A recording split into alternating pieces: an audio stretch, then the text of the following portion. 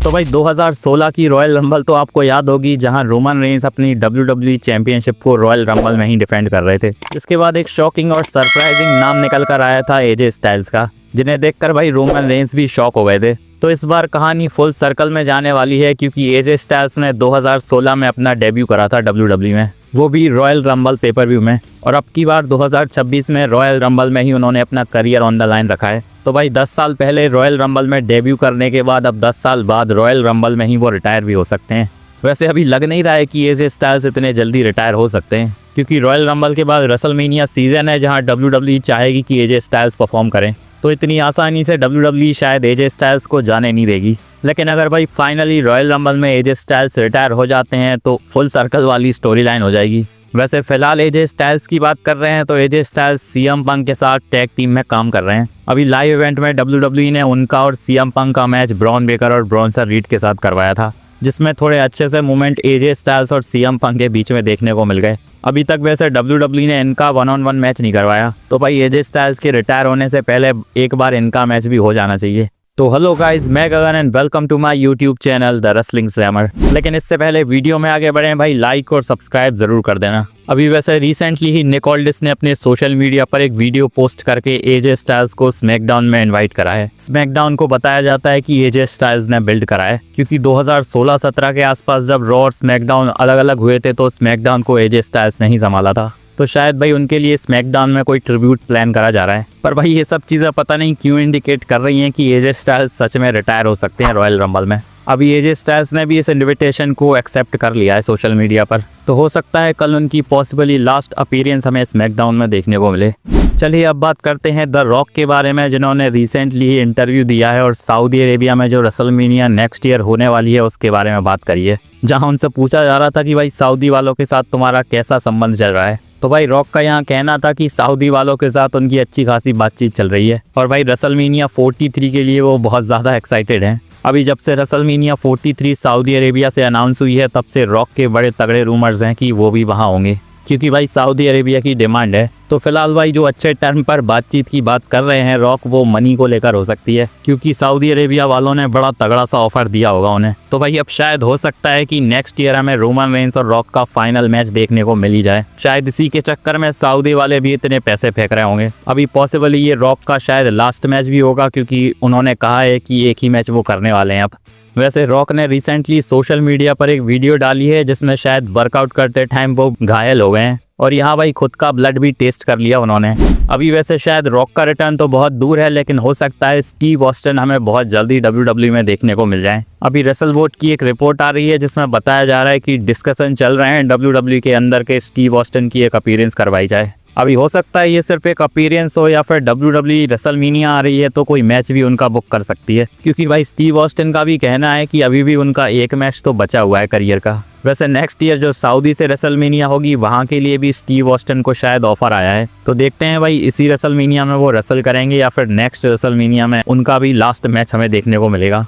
बाकी वैसे अपीयरेंस तो WWE ने लास्ट ईयर रेसलमेनिया में भी स्टीव ऑस्टिन की करवाई थी, जहां वो बस अटेंडेंस काउंट को बताने के लिए आए थे। तो हो सकता है फिर से WWE ऐसा ही कुछ प्लान कर रही हो।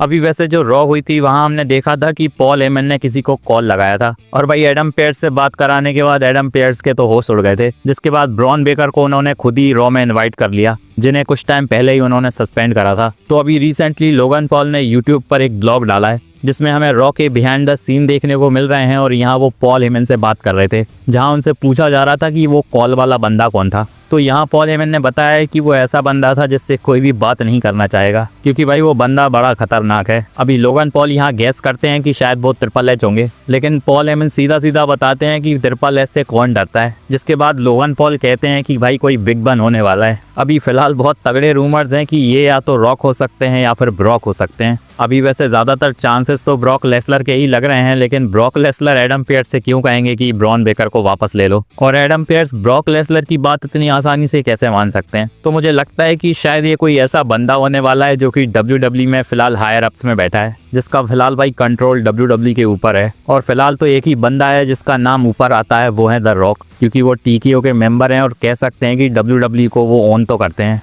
तो थोड़ी रियलिटी में देखा जाए तो लग तो रहा है कि रॉक ये बंदे हो सकते हैं, लेकिन स्टोरी लाइन पर्पस और रॉक की फिलहाल अपीयरेंस लग नहीं रही है, तो हो सकता है ब्रॉक लेसलर ही हो। अभी शायद रेसलमेनिया के लिए ब्रॉक लेसलर के भी प्लान्स बनाए जा रहे होंगे जहां विजन भी इन्वॉल्व होगी, लेकिन ये मिस्ट्री कॉलर वाली स्टोरी लाइन बहुत ज़्यादा इंटरेस्टिंग होने वाली है। वैसे बहुत सारे फैंस का कहना है कि मिस्ट्री कॉलर विंस मैकमैन भी हो सकते हैं, पर यह भाई थोड़ा आउट ऑफ द बॉक्स ही हो जाएगा। वैसे विंस मैकमैन की बात कर रहे हैं तो लोगन पॉल ने रिसेंटली अपने इम्पल्सिव पॉडकास्ट में विंस मैकमैन के बारे में बात करी है, जहां उनका कहना है कि एक ना एक दिन भाई विंस मैकमैन को हॉल ऑफ फेम में इंडक्ट करा जाएगा, और उनके अंदर से फीलिंग आ रही है कि विंस मैकमैन का रिटर्न भी हो सकता है, और भाई तगड़े पॉप के साथ वो रिटर्न करेंगे। तो देखते हैं लोगन पॉल की फ्यूचर की ये बातें रियल होकर निकलती हैं या नहीं। चलिए अब बात करते हैं तमासो चैम्पा की, जिन्होंने भाई WWE से फाइनली गुड बाय कर दिया है। कुछ टाइम पहले वो स्मैकडाउन से गायब हो गए थे, जिसके बाद बहुत तगड़े रूमर्स आए थे कि अब वो जाने वाले हैं, क्योंकि उनका कॉन्ट्रैक्ट भी खत्म हो गया था और उन्होंने रिन्यू नहीं करवाया था। तो रिसेंटली सोशल मीडिया पर टमासो चैम्पा ने खुद ही बता दिया है कि WWE को भाई उन्होंने छोड़ दिया है। यहाँ उन्होंने WWE को छोड़ने का कोई रीज़न तो नहीं बताया, लेकिन हो सकता है भाई शायद उनकी जैसी बुकिंग चल रही थी वो खुश नहीं होंगे। अभी उन्होंने वैसे साइको किंग नाम का एक ट्रेडमार्क भी करवाया है, जो कि शायद अब वो आगे यूज़ करेंगे। तो भाई इसी नाम के साथ पॉसिबली किसी और कंपनी में वो हमें देखने को मिल सकते हैं। वैसे अभी रिसेंटली ही रॉयल रंबल के फ्रेश बैटिंग ऑड्स आए हैं। अब ज़्यादा टाइम बचा नहीं है रॉयल रंबल को होने में, तो भाई इन बंदों में से कोई ना कोई तो जीतने वाला है। जिसमें अगर वुमेन्स रॉयल रंबल की बात करें तो बियांका बलेयर के सबसे ज़्यादा चांसेस हैं कि वो विनर बन के निकलेंगी। अभी वैसे तो फिलहाल वो बहुत टाइम से इंजर्ड चल रही हैं, लेकिन शायद रॉयल रंबल में ही उनका रिटर्न होगा। इसके बाद लिव मॉर्गन, टिफनी स्टैटन, रेहा रिप्ली और बेकी लिंच का नाम है। तो हो सकता है इन पांचों में से किसी एक का नंबर लग जाए रॉयल रंबल जीतने के लिए। अब बात करें मेंस रॉयल रंबल की, तो फिलहाल नंबर 1 पर रोमन रेंस ही चल रहे हैं, जो कि बहुत ज़्यादा पॉपुलर हैं कि उनकी ही विक्ट्री इस बार रॉयल रंबल में होने वाली है। अभी रोमन रेंस के बाद ब्रॉन बेकर, सैमी ज़ेन, ओबा फेमी और गंथर का नंबर है। तो भाई अगर रोमन रेंस रॉयल रंबल को नहीं जीत रहे हैं तो ब्रॉन बेकर के बड़े तगड़े चांसेस हैं कि वही इस बार विक्ट्री लेने वाले हैं। बाकी भाई ओबा फेमी का नाम बड़ा ही सरप्राइजिंग सा है, क्योंकि अभी उन्होंने मेन रोस्टर में डेब्यू भी नहीं करा है, लेकिन जिस हिसाब से WWE रॉ और स्मैकडाउन में उनके प्रोमोस दिखा रही है, बहुत जल्दी उनका डेब्यू हो जाएगा। पॉसिबली शायद रॉयल रंबल से ही वो डेब्यू करेंगे। अभी वैसे रॉयल रंबल में एक और डेब्यू के बहुत ज़्यादा चांसेस लग रहे हैं, जिनका नाम पावर हाउस हॉब्स बताया जा रहा है। अभी तक ये AEW में थे और रिसेंटली इनका कॉन्ट्रैक्ट एक्सपायर हुआ था। अभी रिपोर्ट्स हैं कि इन्हें WWE ने साइन भी कर लिया है और जल्दी ये हमें देखने को भी मिल जाएंगे। अभी ये मेन रोस्टर में आने वाले हैं या फिर NXT में WWE इन्हें भेजेगी, ये फिलहाल पता नहीं है, पर इनकी फिजिक देखकर लग तो रहा है कि भाई ये बहुत तगड़े रेसलर हो सकते हैं। अभी वैसे एक रिपोर्ट क्रिस जेरिको के बारे में भी आई है, जहां बताया जा रहा है कि ना तो वो सैटरडे नाइट मेन इवेंट में होंगे और ना ही स्मैकडाउन में, क्योंकि फिलहाल वो आउट ऑफ टाउन चल रहे हैं। अभी मेरे हिसाब से तो शायद अब वो रॉयल रंबल में ही अगर रिटर्न कर रहे हैं तो वहीं करेंगे।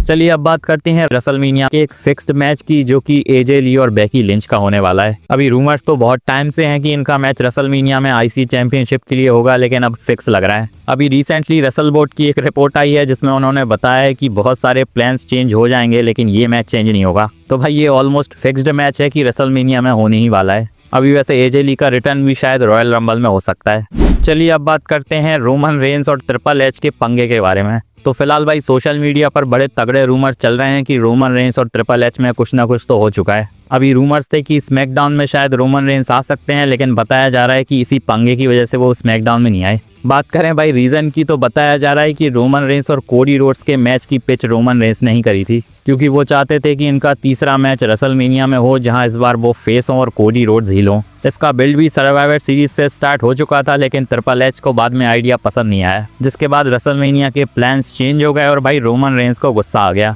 जिसके बाद भाई स्मैकडाउन के लिए जो शेड्यूल उन्हें करा गया था उन्होंने रिजेक्ट कर दिया आने से। अभी ये जो रूमर्स चल रहे हैं ये पूरी तरह से रूमर्स ही लग रहे हैं, क्योंकि मुझे लगता नहीं है कि रोमन रेंस या ट्रिपल एच दोनों एक दूसरे से भाई लड़ने भी वाले हैं, क्योंकि दोनों ही फिलहाल एक मैच्योर्ड पोजीशन पर हैं। मुझे लगता नहीं है कि इनकी आर्ग्यूमेंट भी पॉसिबल है। अभी ये रूमर्स और भी ज़्यादा क्लियर हो जाएंगे जब रॉयल रंबल में रोमन रेंस अपना रिटर्न करेंगे। अभी तो फिलहाल वैसे रोमन रेंस अपनी मूवी का प्रमोशन ही कर रहे हैं, जिससे रिलेटेड कुछ पिक्चर्स भी उन्होंने अपने सोशल मीडिया पर रिसेंटली ही डाली हैं। बाकी वैसे आपको ये मेरी वीडियो अच्छी लगी हो तो इसे लाइक और चैनल को सब्सक्राइब ज़रूर कर लेना और बेल आइकन को भी दबा देना, ताकि मेरी वीडियोस की अपडेट्स आप तक पहुंचती रहें। मिलते हैं नेक्स्ट वीडियो में, धन्यवाद।